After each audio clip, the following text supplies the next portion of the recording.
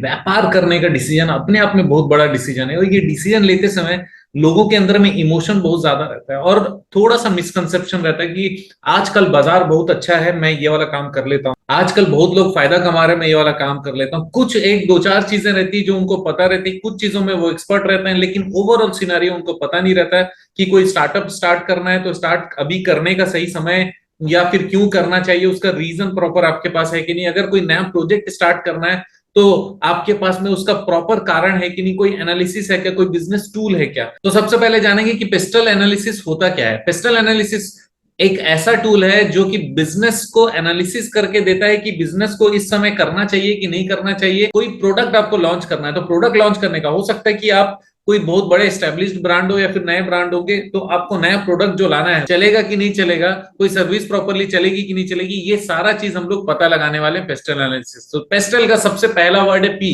P का मतलब होता है पॉलिटिकल फैक्टर। ये पॉलिटिकल फैक्टर में क्या क्या चीजें आती है, तो सबसे पहले टैक्स की पॉलिसीज, फाइनेंशियल पॉलिसीज गवर्नमेंट की जो है, उसके हिसाब से भी हम लोगों का जो कॉस्टिंग डिफर करता है, हमारा डिसीजन डिफर करता है, क्योंकि हमारा जियोग्राफिकल एरिया भी हमारा डिफर करता है, किस किस एरिया में ज्यादा टैक्स है, कहां पर कम टैक्स है, और कौन से सेंट्रल टैक्स है, कौन से स्टेट टैक्स है, ये सारी चीजें हम लोग को देखनी पड़ती है। और जो पॉलिसीज हैं, पॉलिसीज बहुत ज्यादा इंपॉर्टेंट होता है। ट्रेड टैरिफ जो है वो गवर्नमेंट हमेशा क्या है, गवर्नमेंट के पास राइट रहता है कोई टैक्स लगा देने का, कोई ड्यूटी लगा देने का, किसी साल में छूट दे देती है, कभी छूट नहीं देती है। तो ये पॉलिटिकल फैक्टर हम लोग को ध्यान में रखना पड़ेगा। नेक्स्ट है इकोनॉमिक फैक्टर। पेस्टल में ई मतलब इकोनॉमिक फैक्टर्स है। ये कंपनी के जो प्राइसिंग है उसको बहुत ज्यादा इफेक्ट करता है, प्रोडक्ट या सर्विसेज के प्राइसिंग को इफेक्ट करता है, परचेजिंग पावर को इफेक्ट करता है, डिमांड सप्लाई को इफेक्ट करता है। और ये इकोनॉमिक फैक्टर बेसिकली होते क्या है, इन्फ्लेशन रेट। अगर इन्फ्लेशन रेट ज्यादा है तो महंगाई बढ़ते जाएगी, इन्फ्लेशन रेट कम है तो महंगाई थोड़ा सा कंट्रोल में रहेगा। इंटरेस्ट का रेट अगर ज्यादा है तो भी हमारा प्राइसिंग बढ़ता है, इंटरेस्ट रेट कम है तो प्राइसिंग थोड़ा कम रहेगा। फॉरेन एक्सचेंज के रेट्स स्टेबल है कि नहीं है, ये भी बहुत इंपॉर्टेंट है। और इकोनॉमिक ग्रोथ पैटर्न, हर साल हमारा जो ग्रोथ हो रहा है कंट्री का वो कैसा हो रहा है, इंक्रीजिंग ऑर्डर में है या डिक्रीजिंग ऑर्डर में है, ये भी चेक करना पड़ता है। तो इकोनॉमिक फैक्टर इंपॉर्टेंट है। तीसरा एस है सोशल फैक्टर। सोशल फैक्टर भी बहुत इंपॉर्टेंट है, क्योंकि यहाँ पर कल्चरल ट्रेंड्स हमारे बिजनेस को बहुत ज्यादा इफेक्ट करते हैं। जैसे आप यूएस में जाएंगे ना, तो उनका जो हॉलीडे रहता है, जैसे फ्राइडे इवनिंग से लेके सैटरडे संडे, ये पूरे में बहुत ज्यादा सेल्स होता है, बहुत ज्यादा कंज्यूमरिज्म रहता है, कल्चरल ट्रेंड्स उस समय परचेजिंग बहुत ज्यादा होता है। डेमोग्राफिक्स जो हमारे कंट्री का या जिस एरिया में आप बिजनेस करना चाहते हो वो आपके बिजनेस को, आपके प्रोडक्ट और सर्विस को इफेक्ट करता है। पॉपुलेशन बहुत ज्यादा इफेक्ट करता है। एक एग्जांपल देते हैं, मॉरिशस, वहां पर कपड़े की फैक्ट्री लगाने का कोई मतलब ही नहीं है, पॉपुलेशन इतना कम है कि वो इंपोर्ट करके उससे ज्यादा अच्छा प्रॉफिट कमा लेंगे और उनको कैपिटल के एक्सपेंसेस करने की जरूरत नहीं है। कंज्यूमर है ही नहीं, तो आपको खर्चा करना है कि नहीं करना ये देख लो, आउटसोर्स करना है कि नहीं करना ये आप डिसाइड कर सकते हो, राइट। तो सोशल फैक्टर्स बहुत इंपॉर्टेंट है। नेक्स्ट है टी। टी का मतलब है technological factors.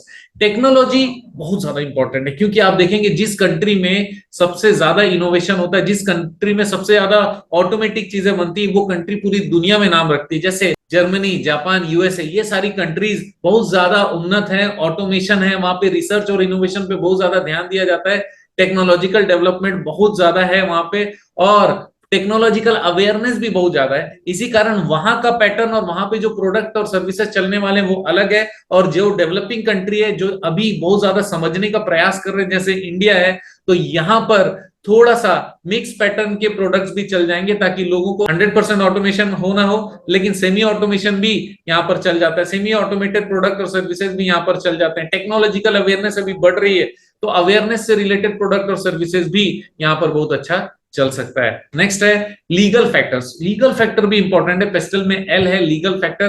Consumer laws, safety standards, advance ruling, labour laws, और आपके बिजनेस से कनेक्टेड जो जो लॉज हैं, और सेंट्रल लॉ जो एप्लीकेबल होता है आपके बिजनेस के ऊपर, और स्टेट लॉ जो एप्लीकेबल होता है आपके बिजनेस के ऊपर, इस पे हम लोग को विशेष ध्यान देने की जरूरत रहती है। हमारे प्रोडक्ट को, हमारे बिजनेस से कनेक्टेड कोई भी इफेक्ट अगर कर रहा है लीगल फैक्टर, तो वो भी कंसिडर करना चाहिए। और फाइनली एनवायरमेंटल फैक्टर बहुत ज्यादा इंपॉर्टेंट है। क्यों? क्योंकि यहाँ पर फॉर एग्जांपल कोई अगर ऐसी कंट्री या फिर ऐसा जगह है जहां पर टूरिज्म बहुत ज्यादा होता है, तो वहां टूरिज्म से रिलेटेड बहुत ज्यादा प्रोडक्ट और सर्विसेज लोग वहां पर कंज्यूम करते होंगे, कैसा है वहां का वेदर, कैसा है जियोग्राफिकल लोकेशन, कैसा है ग्लोबल चेंजेस किस तरीके से हो रहे हैं, क्या साल भर स्टेबल क्लाइमेट रहता है या फिर हर सीजन आता है। जैसे इंडिया में गर्मी भी होती है, सर्दी भी होती है, बरसात भी होता है, सब होता है। तो आपका जो प्रोडक्ट है क्या वो किसी एक सीजन में ही चलने वाला है या फिर हर सीजन में चलने वाला है, आपके टारगेट कस्टमर क्या है, ये सारी चीजें यहाँ पर देख सकते हैं। इसका मतलब ये हुआ कि पेस्टल एनालिसिस बहुत ज्यादा इंपॉर्टेंट है। अगर आप पेस्टल एनालिसिस करते हो अपने प्रोडक्ट या सर्विसेज या स्टार्टअप के आने से पहले, तो मैं आपको ये बता सकता हूं